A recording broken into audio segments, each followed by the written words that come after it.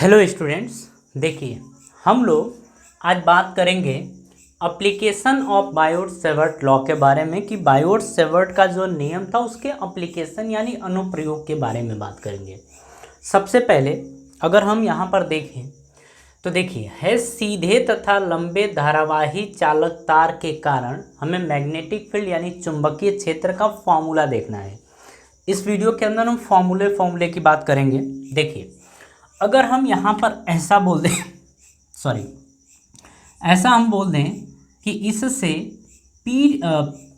Are distance पर एक point P है और हम ये बोल देते हैं कि ये जो दोनों इसके एंड हैं इन दोनों से जो इस पॉइंट P पर बनने वाला कोण है वो बन रहा है, जैसे ये θ1 इस डायरेक्शन में और इस डायरेक्शन में जो एंगल बन रहा है वो θ2 बन रहा है।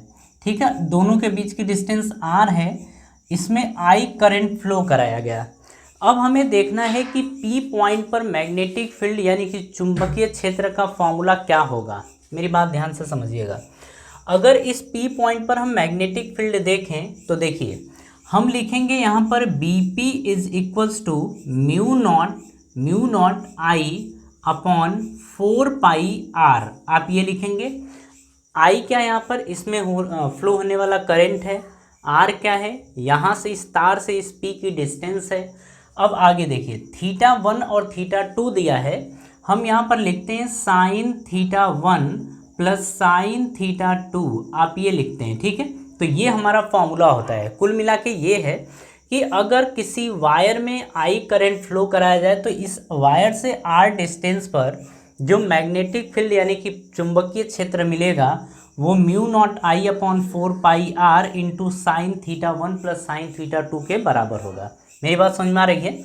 चलिए इसी का अब हम देखेंगे स्पेशल कंडीशन। कहने का मतलब ये है कि हम मान लेते हैं यहाँ से कि इस तार में धारा I प्रवाहित हो रही है, लेकिन तार जो है अनंत लंबाई का है। अनंत लंबाई का मतलब बहुत लंबा तार है। ठीक है, अगर बहुत लंबा तार है तो एक चीज़ देखिएगा, हम यहाँ पर बात करेंगे इस θ1 और θ2 की। बात यहाँ पर है कि अगर इस पॉइंट से इस तार को देखा जाए तो तार इतना लंबा है, तार बहुत ज़्यादा लंबा है। जब बहुत ज़्यादा लंबा है तो हम यहाँ पर देखेंगे कि जो एंगल बनेगा यहाँ से जो ये तार बनेगा लगभग सीधा बनेगा, क्योंकि तार बहुत लंबा है। ठीक है, तो यहाँ पर इधर की तरफ एंगल बनेगा और उसी तरीके से इधर भी एक एंगल बनेगा, ऐसे इधर भी एक एंगल बनेगा। तो अगर इस θ1 की बात करेंगे तो θ1 की वैल्यू 90 डिग्री होगी और θ2 की बात करेंगे तो ये भी 90 डिग्री होगा। कहने का मतलब ये है कि अगर तार अनंत लंबाई का है तो यहाँ पर जो एंगल बनेगा वो लगभग 90 डिग्री के पास बनेगा।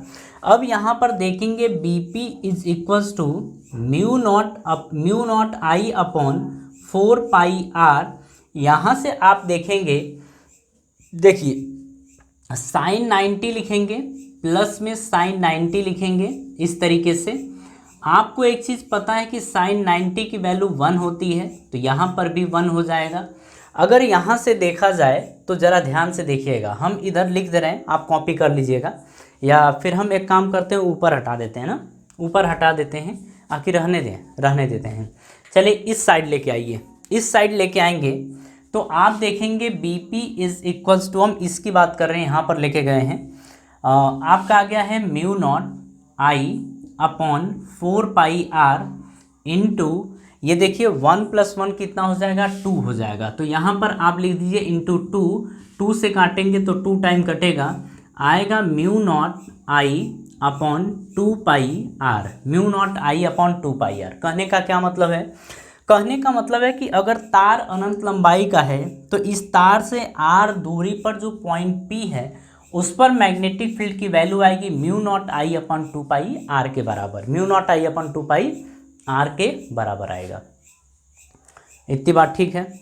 चलिए ज़रा आगे की कहानी देखते हैं। यहाँ पर अगर हम इसको अब इरेज कर दें और इसको अब हम हटा दें और हम डायरेक्टली लिख दें यहाँ पर कि जो यहाँ पर मैग्नेटिक फील्ड मिलेगा BP वो आ जाएगा mu naught I upon 2πr के बराबर। बात समझ में आ रही है?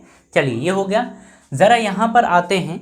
यहाँ पर अगर देखा जाए तो हम बोल रहे हैं कि तार के एक सिरे से r दूरी पर, ये जो तार है अनंत लंबाई का है, तो एक सिरे की बात करें तो एक सिरे पे जो एंगल बनेगा ये अगेन ऐसे ही बनेगा ना, लगभग लगभग, क्योंकि ये तार तो बहुत लंबा है। जब लंबा है तो एक एंगल यानी कि θ1 की बात करेंगे तो θ1 आपका 90 डिग्री बन जाएगा। लेकिन θ2 की बात करेंगे तो ये इसी लाइन पर है, तो θ2 की वैल्यू आ जाएगी 0 डिग्री।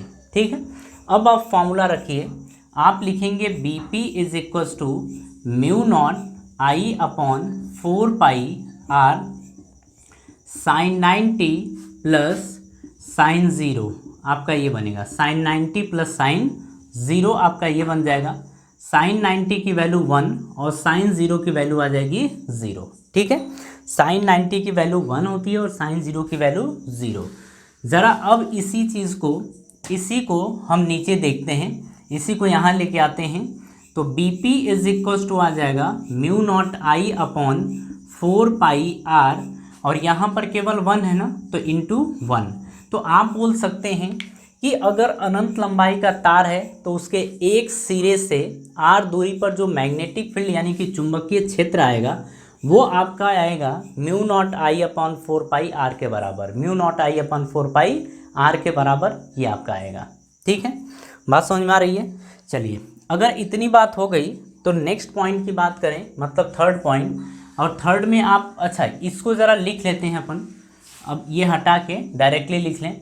तो डायरेक्ट लिखेंगे तो आप क्या लिखेंगे कि BP is equals to mu not I upon 4πr, आपका ये आ जाएगा। ठीक है, अगर अब देखें कि यदि P पॉइंट तार की सीध में हो, अगर तार की सीध में है तो आप यहाँ पर बोलेंगे कि θ1 की वैल्यू 0 है और θ2 की भी वैल्यू 0 के बराबर है।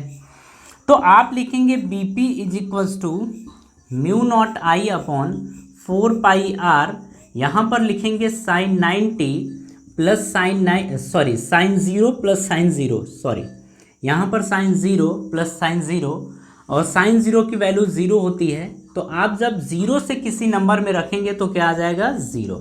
यानी कि अगर इस पॉइंट को इस तार के सीध में ले लेते हैं तो मैग्नेटिक फील्ड कितना मिलेगा, 0 के बराबर। चलिए जरा इस चीज़ को समझ लीजिए फिर से। अगर तार सीधा है और इससे एक r दूरी पर एक पॉइंट P ले लेते हैं, और तार के दोनों सिरे से जो एंगल बन रहा है वो θ1 और θ2 बने, तो इस पॉइंट पर जो चुंबकीय क्षेत्र बनेगा वो mu not I upon 4πr sine θ1 plus sine θ2 के बराबर होगा। ये फॉर्मूला बनेगा। अब अगर अनंत लंबाई का तार है,